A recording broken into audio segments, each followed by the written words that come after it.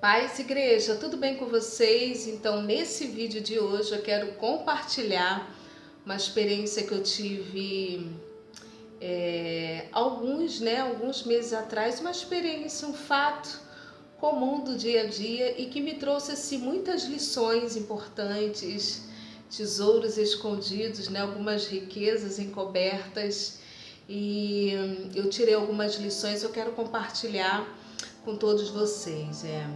Alguns meses atrás, isso tem aproximadamente uns 2 meses por aí, eu não sei assim te precisar muito bem a data, mas eu estava em um lugar, eu estava em uma situação em que eu ouvi uma frase, Eu dou muito assim atenção às palavras e eu ouvi uma frase que me intrigou e eu tive que mergulhar mais para poder entender. Eu vou contar. Eu estava em um lugar e de repente eu ouvi uma frase assim, que Deus, ele olha os números, Deus ele se importa com os números. E quando eu ouvi aquela frase, aquilo me confrontou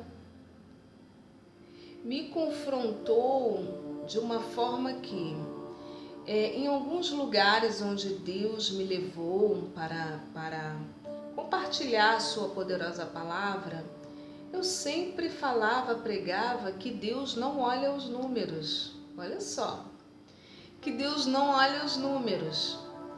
Que essa questão de campeão, vice-campeão, medalha de ouro, medalha de prata, valor financeiro, eu sempre preguei e disse que Deus não olha essas coisas, que essas coisas são para o homem aqui da terra, que Deus não olhava isso, que Deus ele olha o nosso coração. E de repente, quando eu ouvi essa frase de que Deus se importa mesmo com os números, e eu ouvindo aquilo, e a pessoa ainda citou o livro de Números, e eu fiquei assim muito intrigada. Eu falei, peraí, aquilo me confrontou. Falei, meu Deus, então, se isso realmente for uma verdade, eu estou muito errada. E ali o que eu fiz? Eu fiquei muito intrigada, Fiquei assim, muito intrigada, porque assim, de contra tudo aquilo que eu havia falado nas igrejas que Deus tinha me levado. E eu fui pesquisar. E às vezes eu gosto muito assim desses confrontos, porque isso me estimula, a estar pesquisando, a estar analisando. E eu falei com Deus, eu falei, Senhor, como que é isso?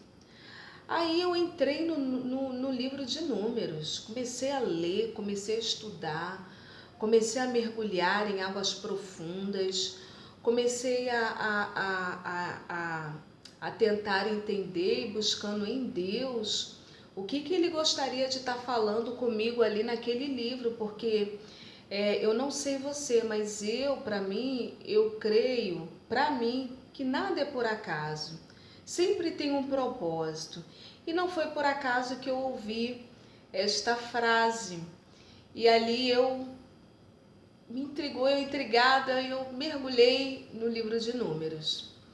E cheguei a algumas conclusões que eu quero compartilhar com vocês, porque verdadeiramente eu encontrei sim alguns tesouros em que Deus ele ministrou fortemente no meu coração e eu quero compartilhar com todos vocês que estão aí do outro lado.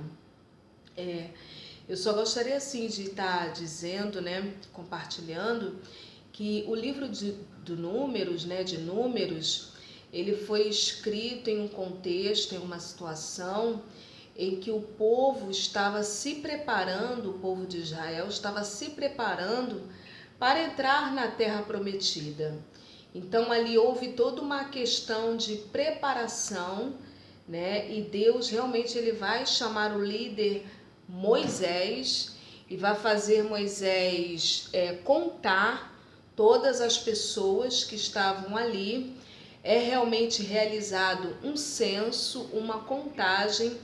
Essa contagem ela partiu dos cabeças das tribos, e diante desta causa, dessa situação, aconteceram alguns problemas naquele contexto com o povo de Israel, os filhos de Israel, o povo de Deus, e aquela geração morre, falece, né? E é permissão do próprio Deus. E a partir daquele povo, né, há uma outra geração que nasce deste. Então essa outra geração é que Deus vai permitir com que eles entrem na terra prometida. Então essa questão da contagem é realizado o primeiro censo e depois o segundo censo dessas pessoas que nasceram, né, desses primeiros.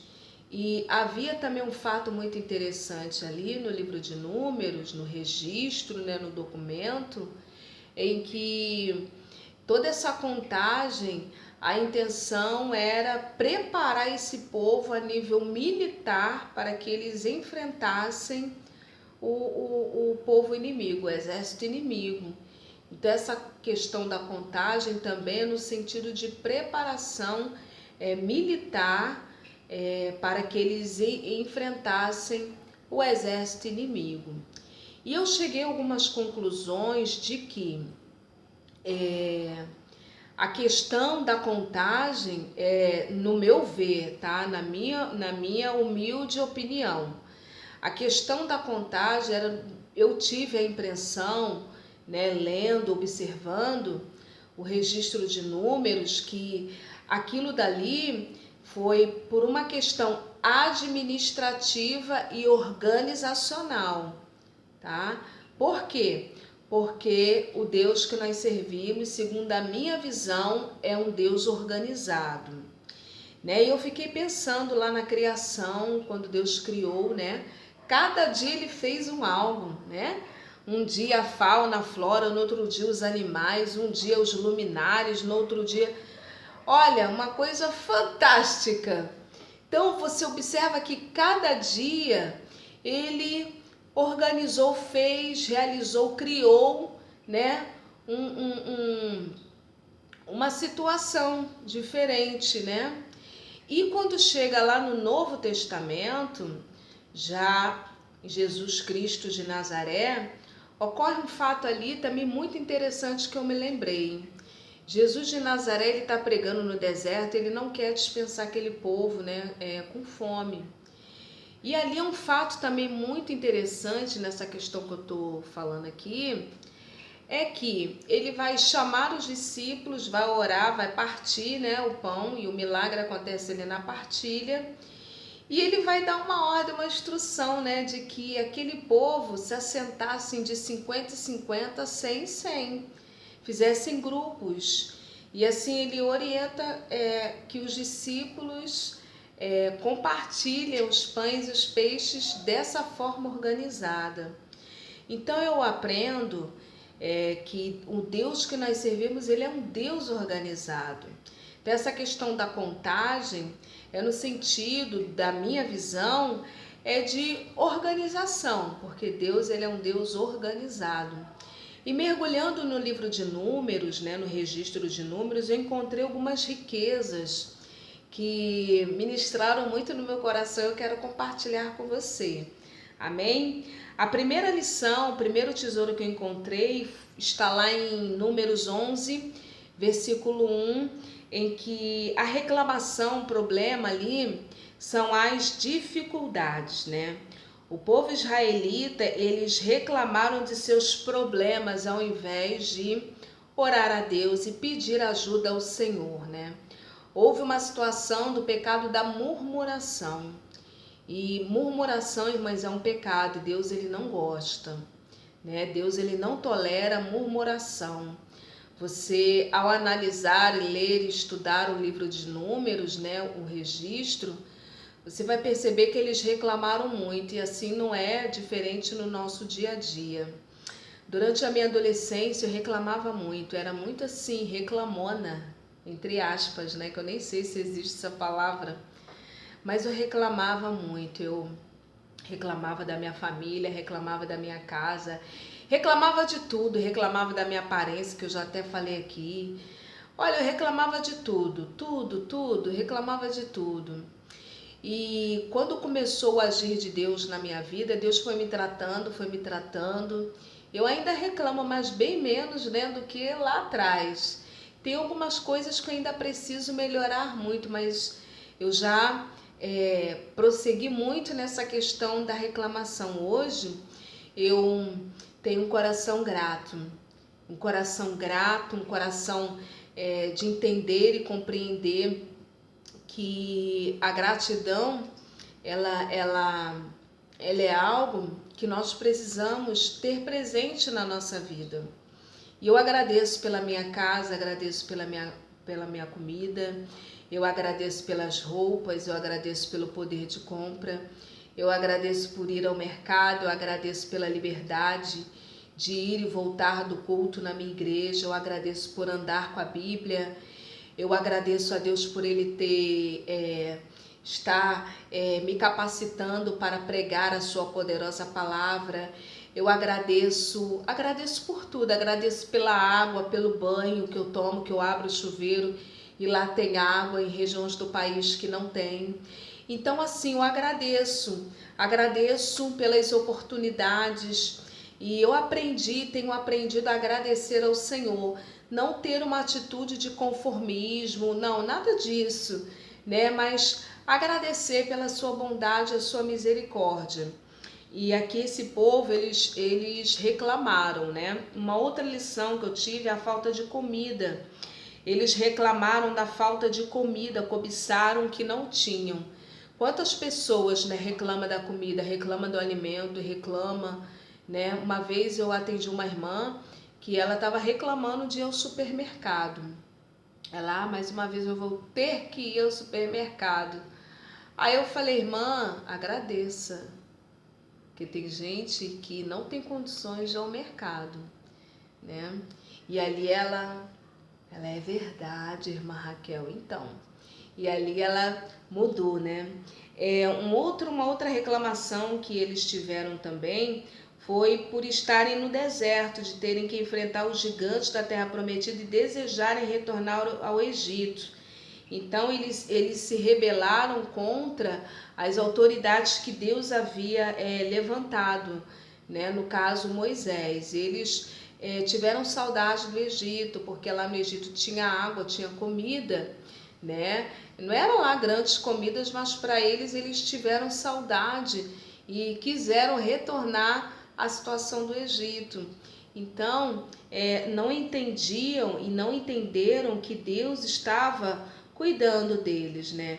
O fato deles estarem lá no Egito, embora vivendo a uma condição, mas eles estavam totalmente escravizados a um sistema, a uma situação no qual não teria condições de sair se Deus não intervisse no processo dos filhos de Israel e retirasse-os de uma condição de cativeiro, né, de escravidão, melhor dizendo. E aqui uma outra situação também, que eles reclamaram da autoridade da liderança de Moisés e de Arão, né? O pecado deles, eles tinham ganância por poder e autoridade, né? E quantas pessoas nós temos observado que tem essa ganância por poder e autoridade? Fazem muitas coisas para ter poder e autoridade. Humilha os outros, diminui os outros, passa por cima dos outros, tanto dentro do nosso segmento, né, em que nós estamos inseridos, quanto também de um segmento do mundo. Mas eu aprendo, e essa é a minha opinião, poder de verdade, autoridade de verdade, para mim, é você orar e Deus ouvir a tua oração e responder a tua oração. Poder de verdade, para mim, irmã Raquel, poder de verdade é você ordenar o espírito imundo que saia e ele sair por causa do poder do nome de Jesus, né? E de uma vida consagrada que você porventura tenha. Eu me lembro de um fato em que os filhos de Seva, eles vão querer expulsar um demônio, eles vão falar, esconjuro-vos em nome de quem a Paulo prega. E os demônios vão falar, Paulo eu sei quem é, Jesus também eu sei, e vós quem sois? Então, para mim, poder de verdade é nesse sentido, né, em que eu acredito. E aqui eles reclamaram da falta de água, e o grande pecado é que recusaram-se a crer que Deus proveria tudo como havia prometido, né? Deus, ele provê as nossas necessidades. Deus, ele provê coisa grande, coisa pequena. O Deus que nós servimos é o Deus que provê tudo aquilo que é necessário. A Bíblia vai dizer no Sermão da Montanha, né? Não andeis ansiosos por coisa alguma, mas em tudo sejam conhecidas vossas petições diante de Deus, né? Não andeis, né? E depois lá em Filipenses vai falar a segunda parte que eu havia falado. Então, Moisés, né? Ele pecou, porque foi dada uma ordem para ele falar a rocha, ele tocou na rocha. E por último, né? Eles reclamaram que Deus e Moisés havia conduzido Israel ao deserto. Na verdade, e eles se encontraram em grande dificuldade. Eles não compreendiam que foi o próprio Deus que os tirou daquela situação do Egito. Moisés foi apenas um canal e eles enfrentaram muitas dificuldades que nós encontramos em números, mas por conta de uma atitude de desobediência, né, aquilo que Deus havia prometido. Então, amada igreja, eu entendo, eu compreendo que nós precisamos confiar no Senhor, ao Senhor antes, né, estar confiando, porque certamente Ele é poderoso e Ele realiza. Deus, Ele cuida de cada um de nós, e que nós possamos refletir e cada vez mais aprender com a palavra do Senhor. Amém? Que Deus abençoe e fique na paz.